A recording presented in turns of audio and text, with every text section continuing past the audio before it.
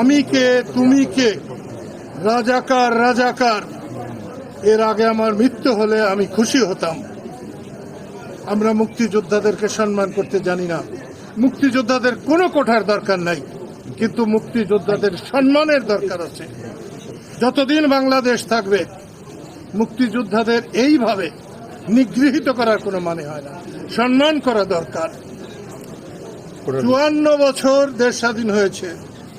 কালকে আমি এই কোর্টে আসার জন্য যখন টাঙ্গাইল থেকে আসি, তখন সাভারে দেখলাম আমার গাড়িতেও ঢিল পড়েছে।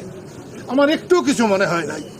যদি এই ঢিলের মধ্য দিয়েও এই দেশে শান্তি আসে, আমি খুশি হব।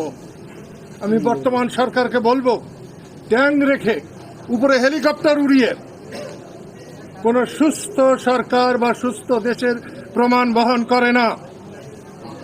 আমি বর্তমান সরকারকে বলবো, এক্ষুনি আপনি সর্বদলীয় একটি সম্মেলন আহ্বান করেন, সেখানে সবাইকে আহ্বান করেন।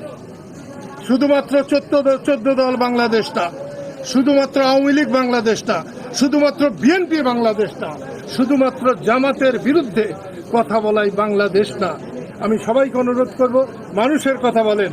দেশের মানুষ বড় জ্বলছে, পুড়ছে, দেশে বড় হাহাকার চলছে। যারা দিন এনে দিন খায়, তাদের আজকে পেটে ভাত নেই।